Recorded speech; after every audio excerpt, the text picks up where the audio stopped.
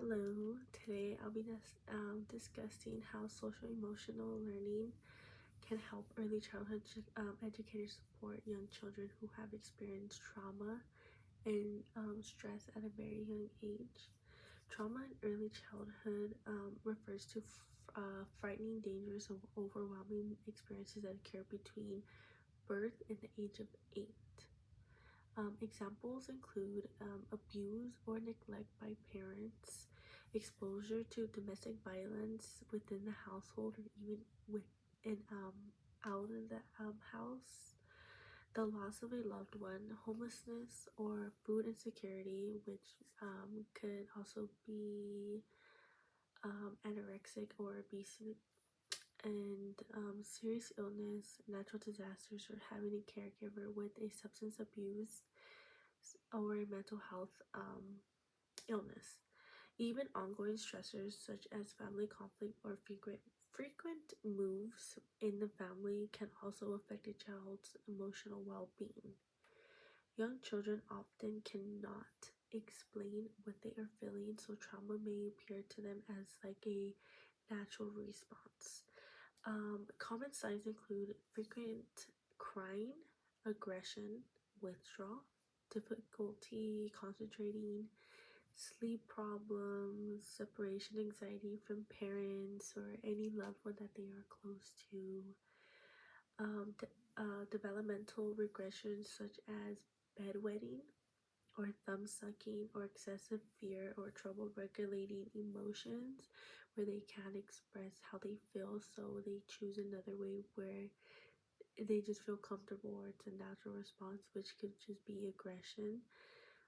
Some children may become unusually quiet, while others may struggle to build positive relationships with peers and adults, so they struggle to just connect with anybody.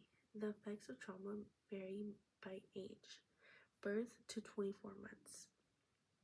Infants, toddlers may have difficulty forming secure attachments, experience feeding or sleeping problems, become unusually irritable, or show delays in language, such as their speech impediment, like they have a speech impediment, or they just can't form the words, where they just get really upset with themselves, where they just start yelling, fidgeting.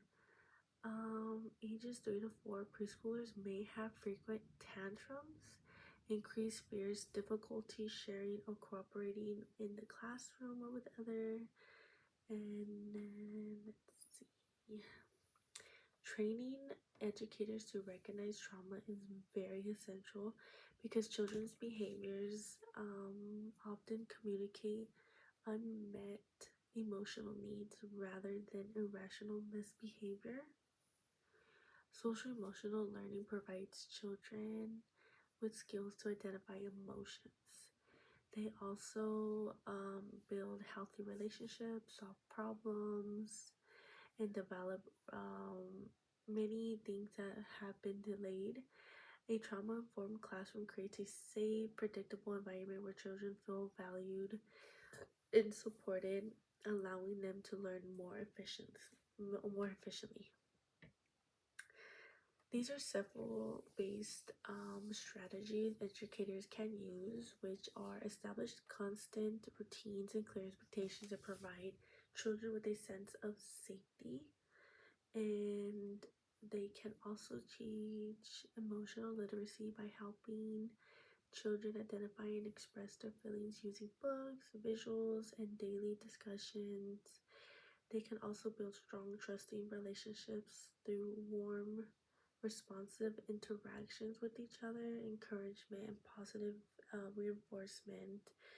Some other things that could also work is support, including calming corners, mindfulness time, and breathing exercises, play-based learning, and collaboration with school counselors and mental health professionals when needed.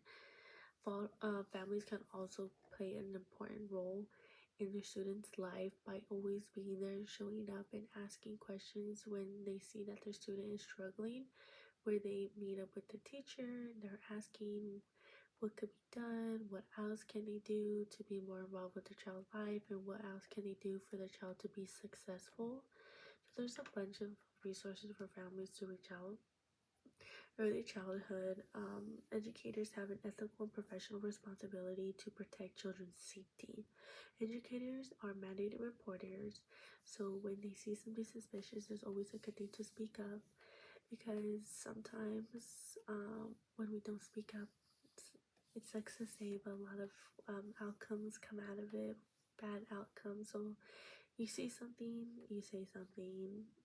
So, and combining trauma-informed practices with social-emotional learning, educators can create nourishing classrooms where every child feels safe, supported, and capable of learning and growing despite life challenges.